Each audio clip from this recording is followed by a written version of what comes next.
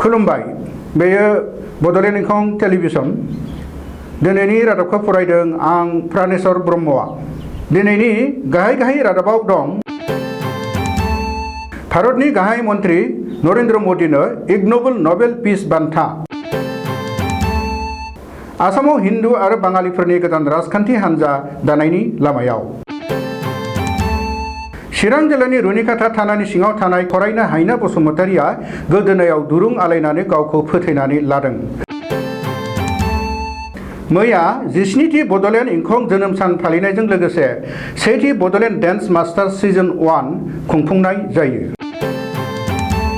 बिटिसिनि बिसायख'थिया गोनो गोथोनि गेजेराव। दिनैनिफ्राय साननैनि हाबाफारिजों बड'लेण्ड इंखंनि नब्लाङाव बर' रेबग्रा जथुमनि जर'खा जथुम। गाहाय मन्त्री नरेन्द्र मदिनो मेडिकेल एजुकेशननि थाखाय 2020 मायथाइनि इग्नोबल नोबेल पिस बान्था होनाय जादों।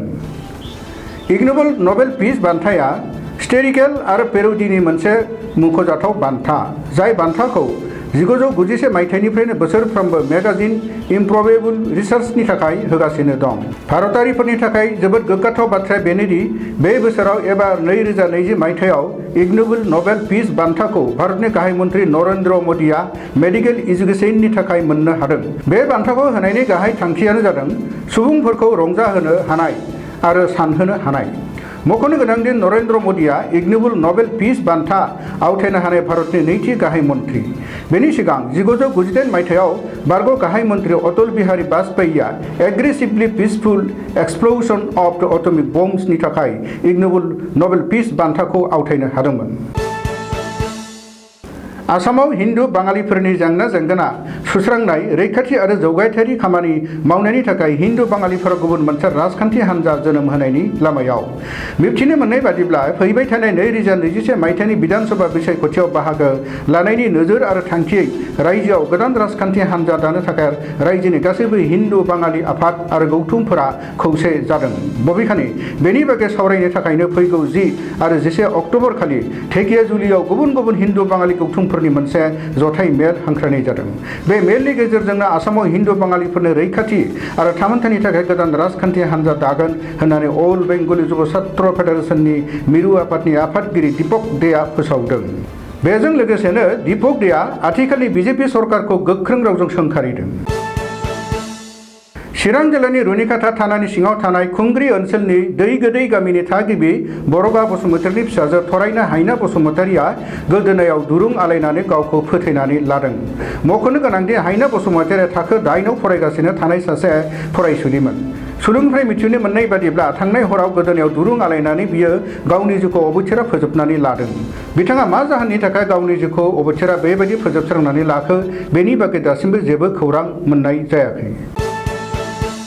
मैया बड'लेण्डनि आवथायाव थानाय बिजनीनि बड'लेण्ड इंखं नब्लाङाव 17थि बड'लेण्ड इंखं जोनोम सान फालिनायजों लोगोसे बे आफादजोंनो खुंजानाय 1थि बड'लेण्ड डेन्स मास्टार्स सिजन 1 खौबो बे नब्लाङावनो गाजा गोमजायैनो खुंफुंनाय जायो। मैयानि बे हाबाफारिखौ बे बड'लेण्ड इंखं रादाब आरो निउज चेनेलनि सुंथागिरि आरो बिगोमा राजेन बसुमतारी बिथाङा बेखेवनायजों लोगोसे बयनिफ्रायबो अननाय हेफाजाब होनाय हास्थायनायजों लोगोसे बे ग्रेन्ड ट्रायल श'आव बाहागो लागिरि बयनिसिमबो साबायखर जासियो आरो इयुनावबो बेबायदि हाबाफारिखौ सोलिहोबाय थालांनो थाखाय रादाय होयो।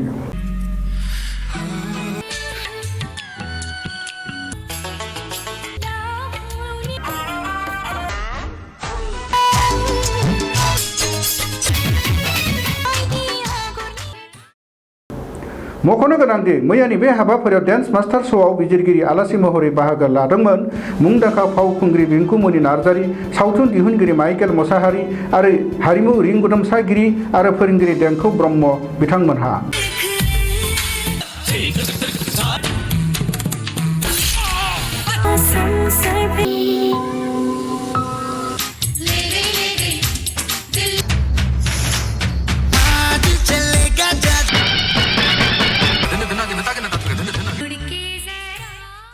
मैयानि बे हाबाफारियाव गोबां नायगिरि बादायारि गोबां रोंगौथि गोनां रायजो राजा आरो सोलोंथाइगिरिफोराबो नायगिरि महरै बाहागो लादोंमोन।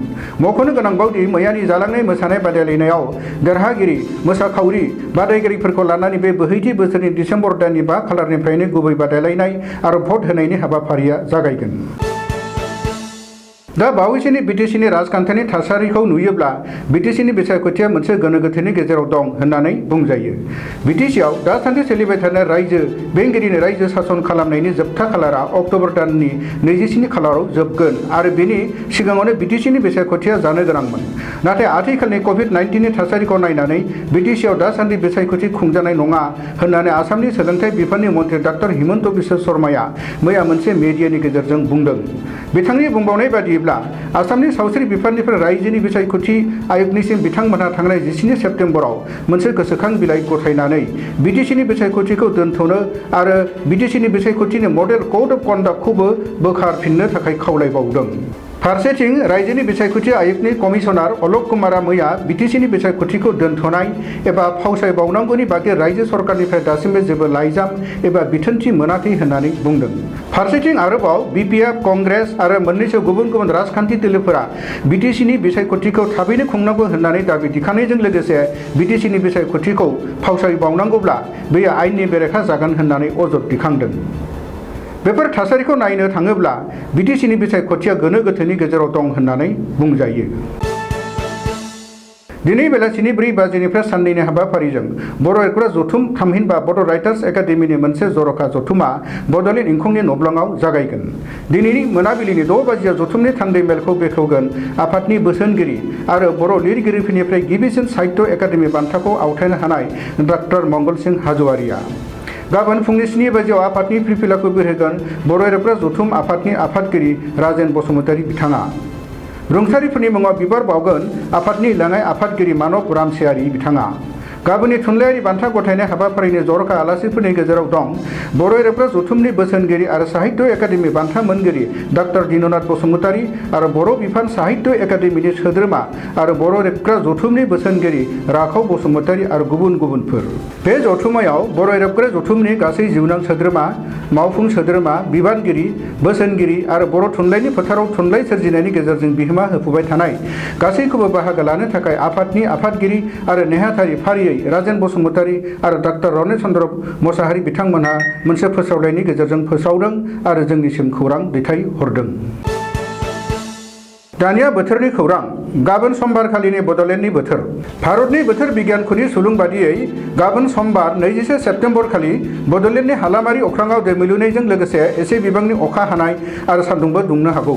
बड'लेण्डनि आवथायाव थानाय मोनब्रै जिल्लानि बोथोरनि गाबोननि सुलुंफोरा ओरैबायदि। क'क्राझार जिल्ला। गाबोन क'क्राझार जिल्लायाव बोथोरा 33 डिग्री सेल्सियास जागोन।